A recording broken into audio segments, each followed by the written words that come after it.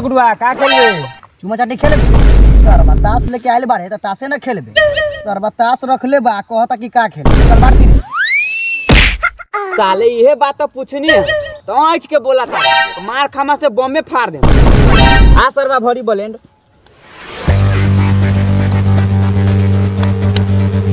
ले हमर 5 रुपया भरी।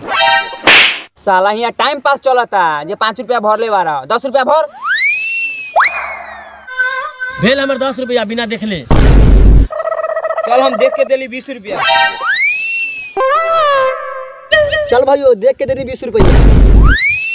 हमू देनी 20 रुपया। 2 3 5 बोर्ड वापिस। ए साला पैसा में हाथ कैसे लगा दी हले? 2 3 5 बोर्ड वापिस तो अपन पैसा लियम ना।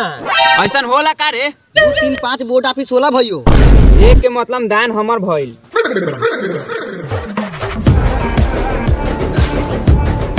यहू सरवा के कुछ बोले के बा तो बोल ना दाई मतारी एक दिन तो फिर का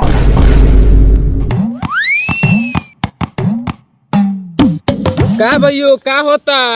तोरा आँख में लार पे लागल बा बुझात नहीं के यहाँ जुगा होता। रे भैयो खिसियात काहे बारे? हमू जुगे खेले आयल बानी मांग पत्ती होला का? यहाँ कछिया खोलवल से लेके गान मारा मरवल तक सब होला। रे भाइयों इधर आ बैठ। ए जगह दई रे जगह दई।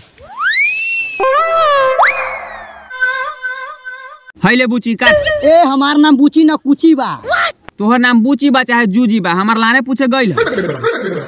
चल बस बाबा पर 10 गो। अब बियो 10 रुपया।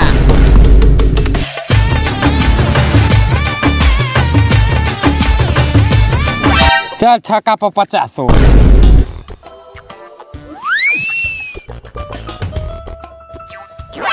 अब तेहक 50 घोप घोप।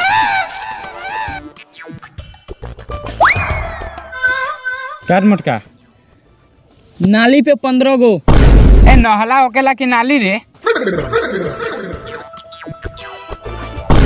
तेहू हक 15 गो। ले काट भैयो। गुलाम पर 50 गो।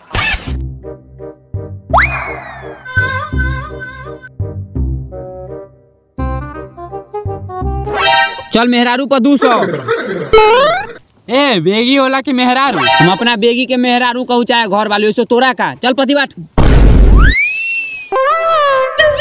होना गेल घोप घोप। साले बड़ा फरफराइत रहलन। चल बुची काट। दुग्गी पर 20 गो।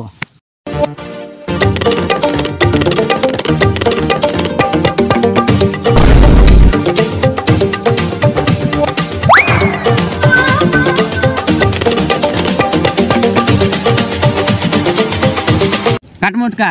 रे भैयो हमरा झाट के बराबर 1 रुपया बचल बा। जोरे सार मोटकर मरवा ले ले पुक पुक। चल हमर पंजा पर 500। भाग साला भोरे भोरे मौगी से झगड़ा कर ले से हार गइनी। काहेला मौगी से चुम्मा चटी न कइले यही से हार गइले ह। ए बूची अब तोहरे बारी बा। ए हमरा पास इतना पैसा नहीं खे हम न खेला। तोहरा पास पैसा नहीं खे गार बानू तो वही पर खेल ले। साले तोरा कहे के मतलब कि हम जुगा में गार हार जाए। भागन तो साले मार रात से गार में के सोजन निकाल दे। तोरी नानी के काहेला पात देले रे? तोरा गाने मसाला भर दे। ए भैयो गैस वातन निकल गेलक त हम का करी? भागा न तो साले मारला से होइए दे। ए अब 200 400 के ना हो। अब खेले के बाद 1000 2000 खेल आई न त जाई। चल एक्का पर 1000। साले घर माइले अइलक। अब देखा तोरा गार में केना सुलबाई उखाड़ता।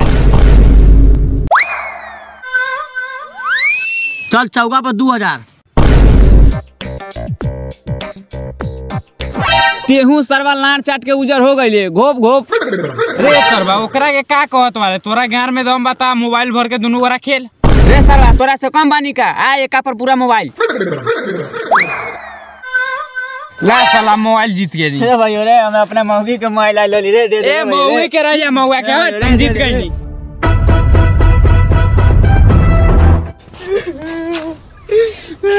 काहे कहत बारे भैयो? जुगा में मोबाइल हार गईनी। यही से कहता नहीं भैयो, जुगा न खेले से घर जमीन जाता सब बिका जाला। ठीक कहता रे भैयो, अब गान माराम लेकिन जुगा न खेला।